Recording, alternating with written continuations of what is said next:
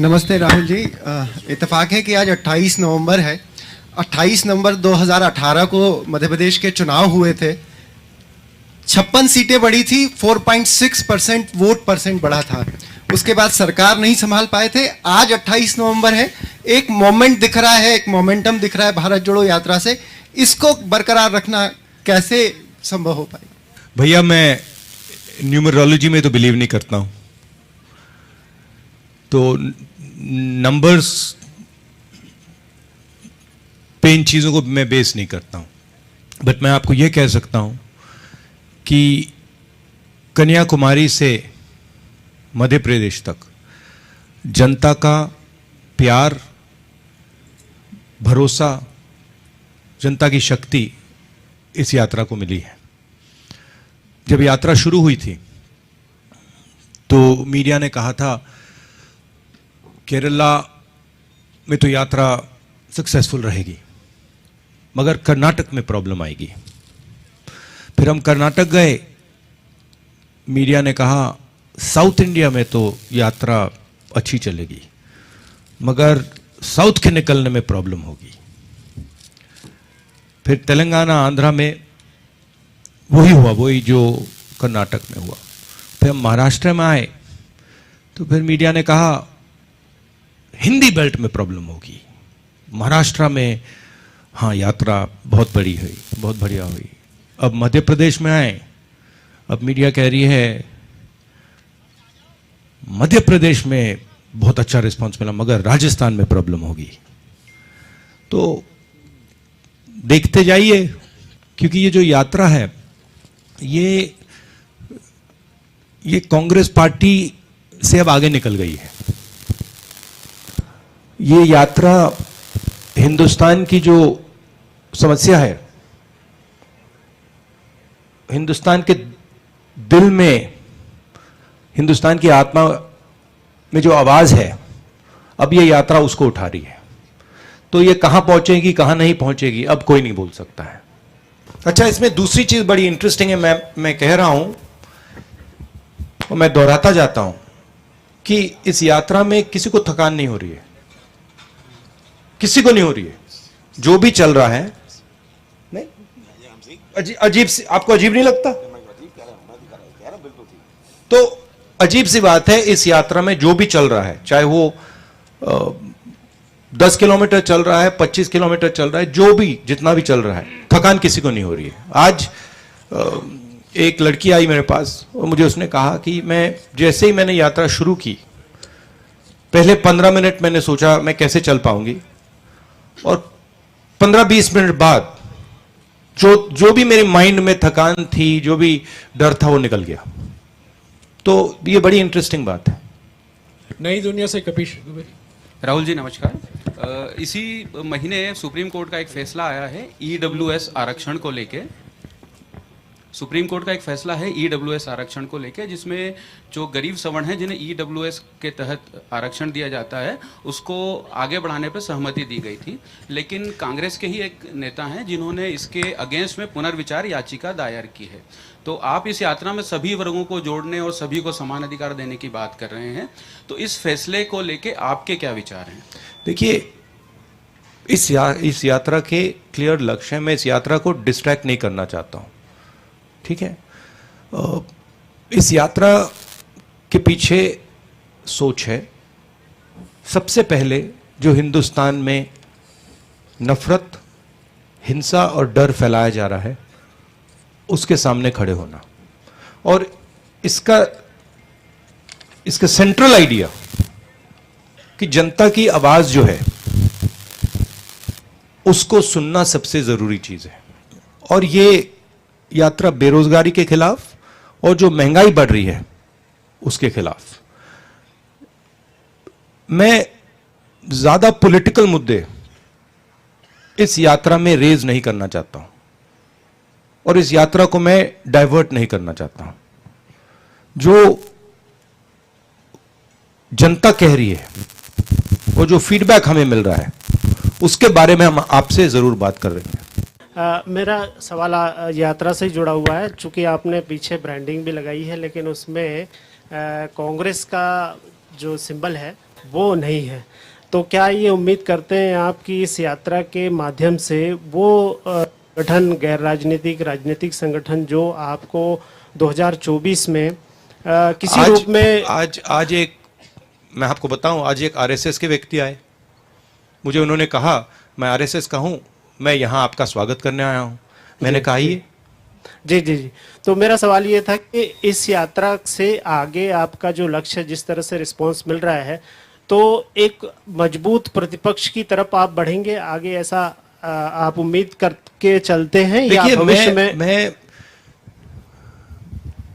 मेरे साइड से ये मेरी जिम्मेदारी है और एक तरह से मेरी तपस्या है। जो तपस्या करता है वो इसलिए तपस्या नहीं, किसी कारण तपस्या नहीं करता है कि मैं वो चाहता हूं या वो चाहता हूं या वो चाहता हूं। मुझे कोई इंटरेस्ट नहीं है। मुझे लगा कि इस देश में जो नफरत और हिंसा फैलाई जा रही है वो इस देश के लिए खतरनाक है, इस देश को नुकसान पहुंचाएगी। और मैंने सोचा कि मेरी जिम्मेदारी क्या है,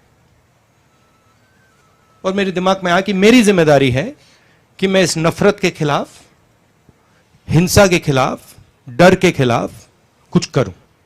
और ये जो आप देख रहे हैं, ये जो भारत जोड़ो यात्रा है, वो ये है। और ये भावना सिर्फ मेरे में नहीं है, ये भावना बहुत सारे लोगों में है, कांग्रेसियों में है,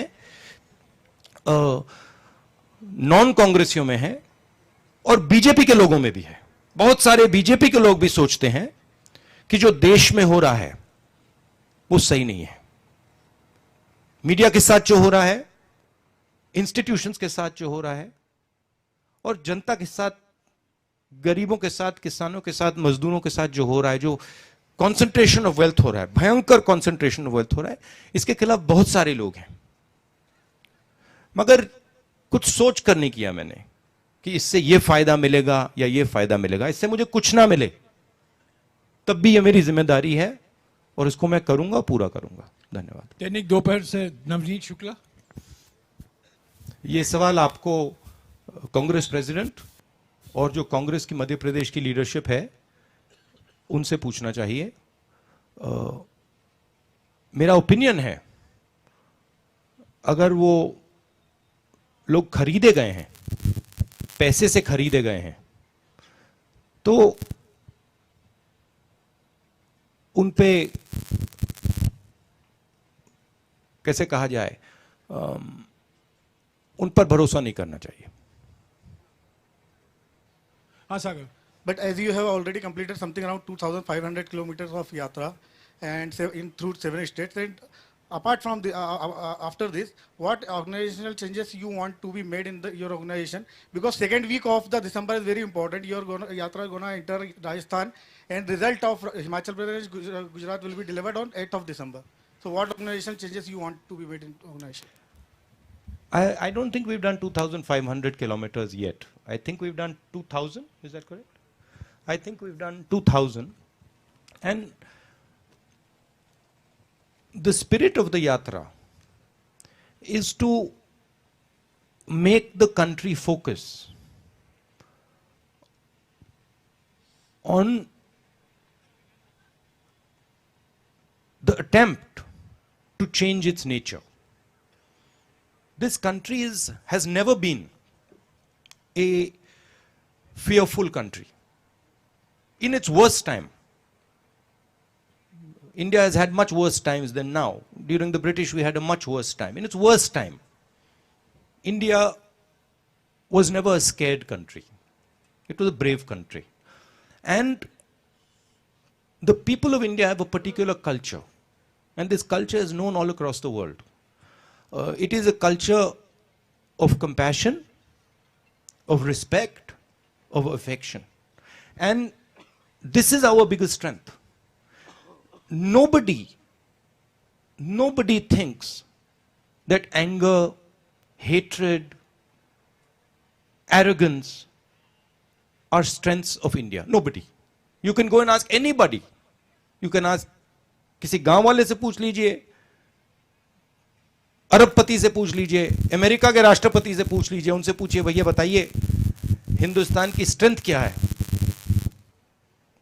करुणा, भाईचारा, म्यूचुअल रिस्पेक्ट। तो यात्रा का यह लक्ष्य है। आप इस बात को बिलीव नहीं करते हो, मगर ये इस यात्रा का लक्ष्य पॉलिटिकल नहीं है। इस यात्रा का लक्ष्य देश को याद दिलाना, इस देश की नेचर क्या है, इस देश की संस्कृति क्या है, इस देश का इतिहास क्या है, इस देश का डीएनए क्या है, यह है इस यात्रा का लक्ष्य। अब उसमें पॉलिटिकल रिपरकशंस हों तो होंगे, मगर जिस स्थिति पे आज हिंदुस्तान है, अगर हम इस रास्ते पे चलते गए तो देश को बहुत भयंकर नुकसान होने वाला है,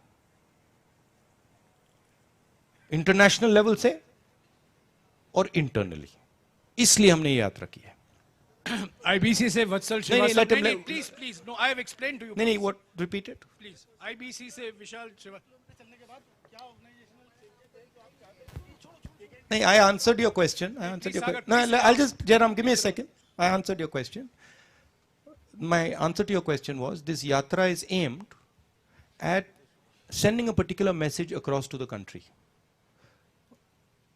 I am not thinking about anything other than completing this yatra and listening to the people of India while I'm walking this yatra. That's all I'm doing. Nothing else. I'm not thinking about Congress. I'm not thinking about organization. I'm not thinking about election. I'm not thinking about anything. This is, in my mind, this is tapasya. I'm not going to think about anything. This is my tapasya in my mind to stand up for the idea of India that is being attacked and destroyed.